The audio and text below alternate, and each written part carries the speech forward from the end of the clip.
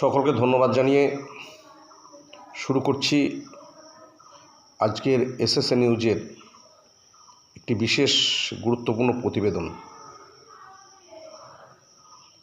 ইতিমধ্যে আপনারা জানেন গত পরশুদিন 22 তারিখ নতুন সরকারের পূর্ণাঙ্গ রাজ্য বাজেট পেশ হয়েছে। আপনারা জানেন যে এই সরকার পরিবর্তনের ডাক দেওয়া হয়েছিল সমগ্র শিক্ষা বাঁচাও মঞ্চের পক্ষ থেকে, যার অংশীদার আমরা সকলেই। সেখানে এসএসকেএমএসকে, মাদ্রাসা, পৌরসভা, পার্শ্ব শিক্ষক, শিক্ষাবন্ধু, শিক্ষামিত্র, প্রাণী সম্পদ সমস্ত সেক্টরের কর্মীরাই যৌথভাবে এই সরকার পরিবর্তনের ডাক দিয়েছিল। কারণ এই 11টি সেক্টরের কোনো রকম মান উন্নয়ন বিগত সরকার করেনি এবং সব কিছু হয়ে যাওয়ার পরও সেটা বাতিল করেছিল বিগত সরকার। আমাদের সংগঠন সম্পূর্ণ অরাজনৈতিকভাবে কাজ করে, কিন্তু যদি কেউ আমাদের পেটে লাথি মারে তাদেরকে তো মেনে নেওয়া সম্ভব নয়। তাই বিগত সরকার আমাদের যেহেতু পেটে লাথি মেরেছিল, তাই বাধ্য হয়েই একরকম সরকার পরিবর্তনের ডাক দেওয়া হয়েছিল। সরকার পরিবর্তন হয়েছে, এটা আমাদের প্রাথমিক সাফল্য, এর আগেই আমি বলেছি। এখন আমি মূল জায়গায় আসতে চাই, কারণ গত পরশুদিন বিকেল থেকে, মানে বিকেল নয়, দুপুর থেকেই এত বেশি ফোন আসছে এবং এত মেসেজ করছেন শিক্ষক শিক্ষিকারা, বারবার মেসেজ করছেন। অন্তত গতকাল থেকে প্রায় 80 থেকে 100টা মেসেজ আসছে যে আপনি একটা ভিডিও বার্তা দিন। আমি খুব আপ্লুত যে রাজ্যের এসএসকেএমএসকে শিক্ষক শিক্ষিকাদের একটা এত বড় অংশ যারা আমার বার্তার অপেক্ষায় থাকে, এটা আমার এর আগে জানা ছিল না। তবু আমি প্রথমেই দুঃখ প্রকাশ করে নিচ্ছি বা ক্ষমা চেয়ে নিচ্ছি।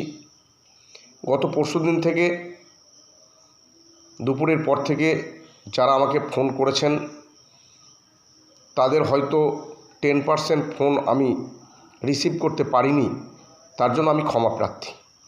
কারণ যেভাবে ফোন আসছিল ওই ফোন রিসিভ করা আমার পক্ষে সম্ভব ছিল না এবং আমি বাধ্য হয়েই একরকম ফেসবুকে একটা মেসেজ করেছিলাম যে দয়া করে কেউ ফোন করবেন না, পরিস্থিতি অনুযায়ী ভিডিও বার্তা দেওয়া হবে। আজকের সেই প্রতিবেদন আমি পেশ করছি। দেখুন, তড়িঘড়ি করে কোনো প্রতিবেদন পেশ করা মানে সেখানে অনেক ভুল থেকে যেতে পারে। তার জন্যে আমি গতকাল কোনো প্রতিবেদন পেশ করিনি। অনেক চ্যানেল আছে যারা এসএসকেএমএসকে সঙ্গে যুক্ত নয়, শুধুমাত্র ব্যবসাদার চ্যানেল, তারা মন গড়া করে একটা খবর বলে দিচ্ছেন। দু একটি চ্যানেল তো আছে, আপনারা জানেন, এর আগেও আমি প্রতিবাদ করেছিলাম। তারা প্রতি মাসেই 10 বার করে বেতন বৃদ্ধি করে দেয়। তো আমি ওই কথায় আর যাচ্ছি না, আসি মূল কথায়। এখন ঘটনা হচ্ছে, আপনারা নিশ্চয়ই উপলব্ধি করেছেন যে সমগ্র শিক্ষার কর্মীদের 5,000 টাকা সাম্মানিক বৃদ্ধি করা হয়েছে। সেখানে শুধুমাত্র উল্লেখ করা হয়েছে পার্শ্ব শিক্ষকদের। এই নিয়েই প্রাথমিকভাবে এসএসকেএমএসকে শিক্ষক শিক্ষিকা, শিক্ষাবন্ধু এবং আরও বেশ কিছু সেক্টরের একটা ধোঁয়াশা তৈরি হয়েছে এবং সেই ধোঁয়াশা আমার মধ্যেও ছিল না তা নয়, কিন্তু আমরা সেই ধোঁয়াশার পরে আমরা আমাদের যে ক্ষুদ্র সীমিত ক্ষমতার মধ্য দিয়ে খোঁজ খবর নেওয়ার চেষ্টা করেছি এবং আমরা গত পরশুদিন থেকেই লাগাতার এর কীভাবে সমাধান করা যায় সেই চেষ্টাই রাজ্যের যারা নেতৃত্ব আছেন তাদের সঙ্গে সবসময় ফোনালাপ করে তার সমাধান করার একটা চেষ্টা করা হয়েছে। এখন আমি এখনই বলবো না যে কি হয়েছে কি হয়নি, আগামী দিনে সেটা পরিষ্কার হবে। তবে একটা কথা পরিষ্কার জেনে রাখুন যে আমাদের একটা প্রতিনিধি দল গতকাল বিকাশ ভবনে গিয়েছিল। সেখানে এসপিডির সঙ্গে কথা হয়েছে এবং এসপিডি পরিষ্কার ভাষায় বলেছে যে দেখুন, আপনারা যে দাবিপত্র পেশ করেছিলেন যে 11টি সেক্টরের জন্য, আমাদের কাছে রাজ্য সরকারের পক্ষ থেকে জানতে চাওয়া হয়েছিল। তো আমরা সেই সমস্ত 11টা সেক্টরের সমস্ত নাম আমরা সেখানে তুলে ধরেছি, আমরা লিখিত আকারে দিয়েছি। আশা করছি যে এই যে সাম্মানিক বৃদ্ধি 5,000 টাকা শিক্ষা দপ্তরের পার্শ্ব শিক্ষক বলে উল্লেখ করা হয়েছে, সেখানেই আপনাদের বিষয়টাও ঢুকে থাকবে।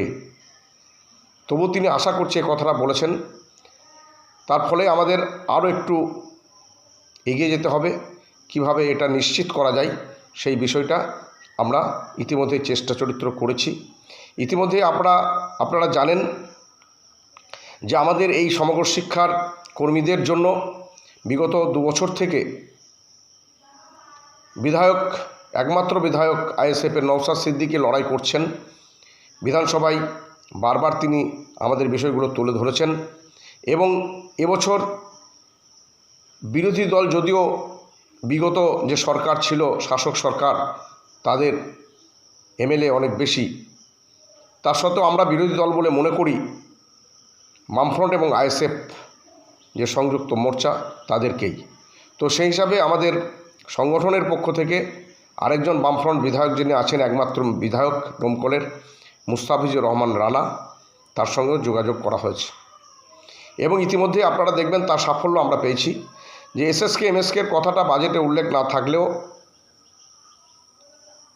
পার্শ্ব শিক্ষক বলে উল্লেখ আছে। তো সেখানে মুস্তাফিজুর রহমান গতকাল তার ভাষণে এসএসকে এমএসকের কথাটা উল্লেখ করেছেন এবং আরেকজন বিধায়কও খুব সম্ভবত নদিয়ার করিমপুরের বিধায়ক, তিনিও খুব সুন্দরভাবে এসএসকে এমএসকের বিষয়টা উত্থাপন করেছেন বিধানসভায়। এখন যে এসএসকে এমএসকে শিক্ষক শিক্ষিকাদের মধ্যে যে আতঙ্ক যে এটা শুধুমাত্র কি পার্শ্ব শিক্ষকদের হয়ে গেল, বিষয়টা তা নয়। আশা করছি সেরকম কিছু হওয়ার কোনো কারণ নেই। কারণ আপনারা লক্ষ্য করে দেখবেন ডায়াসে যেটা উল্লেখ করা হয়েছে সেটা কেন্দ্র সরকারের কাছে বিগত রাজ্য সরকার যেটা উল্লেখ করে রেখেছে সেটা হচ্ছে পার্শ্ব শিক্ষক হিসেবেই আমাদের চিহ্নিত করা আছে। তার জন্যই এটা পার্শ্ব শিক্ষক হিসাবেই বলা হয়েছে এবং ওর মধ্যেই এসএসকে এমএসকে শিক্ষাবন্ধু সকলেই যুক্ত আছেন বলেই আমরা মনে করছি। এখন আগামী দিনেও আমাদের কর্মসূচি আছে। আমরা এটা একেবারে 100% নিশ্চিত হওয়ার জন্য আগামীকাল আবারও বিকাশ ভবনে যাওয়া হবে এবং প্রয়োজনে আমরা যোগাযোগ করতে চাইছি। সংগঠনের পক্ষ থেকে আলোচনা চলছে যে মাননীয় মুখ্যমন্ত্রীর সঙ্গেও আমাদের সাক্ষাৎ করার একটা আপ্রাণ চেষ্টা চলছে। এই জায়গায় সংগঠন কিন্তু বসে নেই, কিন্তু আমরা যেটা একটা জিনিস লক্ষ্য করে যাচ্ছি, যেটা না বললেই নয়, পার্শ্ব শিক্ষক একজন নেতৃত্ব, নাম বলতেও বাধা নেই, ভগীরথ বাবু, তিনি কিছু কিছু প্রতিক্রিয়াশীল কথা বলছেন, যদিও সেটা আজকে নতুন নয়, তিনি এর আগেও বলেছেন। আবার একটা সময় লক্ষ্য করা গেছে পার্শ্ব শিক্ষকরা তাকে ধারে পাশে ঘেঁষতে দেয়নি, তাকে ব্রাত্য করে রেখেছিল, তিনি একাই ঘুরে বেড়াতেন, তাকে পার্শ্ব শিক্ষকদের আন্দোলনে না ডাকলেও তিনি চলে যেতেন। আর একটা কথা আমার আজকে খুবই মনে পড়ছে, 2024 সালের 6ই মার্চ যখন এসএসকে এমএসকে সমস্ত সংগঠন ঐক্যবদ্ধভাবে ত্রিপুরা ভবনে আমরা ওই 6ই মার্চে ডাক দিয়েছিলাম এবং একটা বৃহৎ সমাবেশ করেছিলাম, তখন গায়ে পড়ে ভগীরথবাবু আমাদের এই এসএসকে এমএসকের এই আন্দোলনে যুক্ত হয়েছিলেন, সর্বসাকুল্যে 10 থেকে 12 জনকে সঙ্গে নিয়ে। তিনি কিন্তু এই মুহূর্তে যে কথাবার্তাগুলো বলছেন সেগুলো খুবই বিভেদজনক কথাবার্তা। তিনি সবসময়, এর আগেও আপনারা লক্ষ্য করেছেন, তিনি সবসময় পার্শ্ব শিক্ষক এবং সমগ্র শিক্ষার অন্যান্য সেক্টরের কর্মীদের আলাদাভাবে ভাগ করতে চাইছেন। যদিও আপনারা জানেন 2025 সাল থেকেই আমরা সমগ্র শিক্ষা বাঁচাও মঞ্চ নাম দিয়ে সমস্ত সংগঠনকে ঐক্যবদ্ধভাবে 11টা সেক্টর ঐক্যবদ্ধভাবে আমরা বিভিন্ন রকম দাবি দেওয়া পেশ করেছি বিকাশ ভবনে এবং মিশনে। তো তিনি সেটা ভাঙার চেষ্টা করছেন, আজও চালিয়ে যাচ্ছেন। তিনি পরিষ্কার ভাষায় একটা ভিডিও বার্তায় বলেছেন নাকি যে পার্শ্ব শিক্ষক ছাড়া অন্যান্য যে সেক্টরগুলো আছে, বিশেষ করে এমএসকে এসএসকে শিক্ষাবন্ধু, এদের ভাতা বৃদ্ধি হয়নি। জানি না তিনি বাজেট বিশেষজ্ঞ কিনা। এখনও এসপিডি নিজেই পরিষ্কার হতে পারছেন না যে কেন এসএসকেএমএসকের নাম উল্লেখ করা হলো না, বা কেন শুধুমাত্র 500 শিক্ষকদের উল্লেখ করা হলো, বা এখানে এসএসকেএমএসকের সাম্মানিক বৃদ্ধি নিশ্চয়ই হবে, এটাও তিনি আশাবাদী। কিন্তু ভগীরথবাবু বলছেন পরিষ্কার ভাষায় যে এসএসকেএমএসকে সাম্মানিক বৃদ্ধি হয়নি। জানি না উনি কোথা থেকে পেলেন। যদিও উনি বলার ছলেই, ওনার ভঙ্গিমায় যেটা বোঝা যায়, যদিও উনি বলেছেন যে আমরা চাই সকলেরই হোক, কিন্তু উনি না হওয়ার জন্য যথেষ্ট খুশি হয়েছেন বলে আমাদের মনে হচ্ছে। কারণ এর আগেও উনি বলেছিলেন খিচুড়ি আন্দোলন, যেহেতু এসএসকেএমএসকে যুক্ত আছে। তাই আমাদের বিশেষ করে এসএসকেএমএসকে সংগঠন নেতৃত্বদের বলবো, যে সমস্ত নেতৃত্ব ওই 6ই মার্চ ওই ভগীরথবাবুকে ডেকেছিলেন, যদিও আজকে তাদের কোনো অস্তিত্ব নেই, তারা লেজ গুটিয়ে ঘরে বসে আছে, কারণ তারা শাসক দলের চটি চাটছিলেন। আজকে কিন্তু তাদের মুখে একটি বাক্য আমরা দেখতে পাচ্ছি না।